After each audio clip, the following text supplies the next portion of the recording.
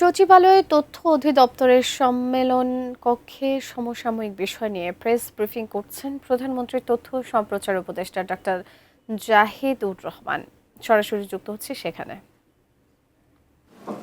জুতা বিতরণের উদ্যোগ গ্রহণ করেছে সরকার। প্রথম পর্যায়ে দেশের সকল উপজেলার 2টি করে বিদ্যালয়ের প্রথম শ্রেণীর শিক্ষার্থীদের মাঝে বিতরণ আগামী জুলাই থেকে এই কার্যক্রম শুরু হবে। আমরা জানি একটা পাইলটের মতো হচ্ছে, আমরা যখন একটা কর্মসূচি করতে যাই সেটার একটা পাইলট হওয়াই স্বাভাবিক, সেটা কাজ চলছে।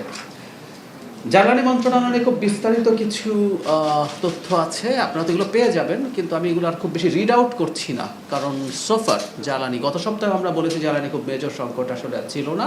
আমরা রাস্তায় গাড়ি যে কিউ ছিল সেটা পেট্রোল পাম্পগুলোতে আর এখন ওই পর্যায়ে নেই।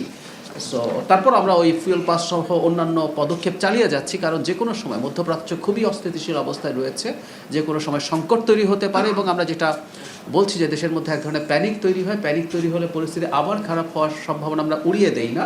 সেই জন্য যে ফুয়েল পাস আছে সেইটার কার্যক্রম চলমান থাকবে, যাতে ভবিষ্যতে যে কোনো সংকট আমরা মোকাবেলা করতে পারি।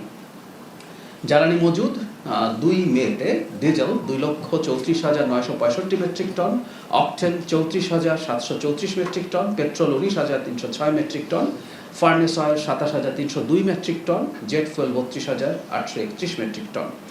যথেষ্ট পরিমাণ জ্বালানি মজুদ আছে। আমরা এই কথাটা সব সময় বলার চেষ্টা করেছি। আমি আবার একটু বলি, ওই সংকটের সময়টাতে আসলে চাহিদা 4-5 গুণ বেড়ে গিয়েছিল, কারণ মানুষ আতঙ্কে তেল সংরক্ষণ করতে চাইছিলেন। আমি ব্যবসার ব্যাপারটা সরিয়ে রেখেও বলছি।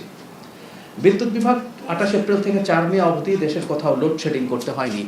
কোথাও কোথাও বিদ্যুৎ যায়, আপনারা নিশ্চয়ই জানেন। এই লোডশেডিং করতে না হলেও মানে বিদ্যুতের বিভ্রাট কিন্তু দুটো কারণে হয়। একটা হচ্ছে আমি যথেষ্ট উৎপাদন করতে পারিনি, এই সংকট থাকে। আর কখনো কখনো যেটা আমাদের সঞ্চালন সম্পর্কে সংকট হয়, আপনারা জানেন যে সঞ্চালন লাইনে সমস্যা হয়েছে, সেখানে কোনো ত্রুটির কারণে কোথাও কোথাও বিদ্যুতের সংকট হয়েছে, কখনো কখনো কোনো বিদ্যুৎ কেন্দ্র সংকটে পড়েছে।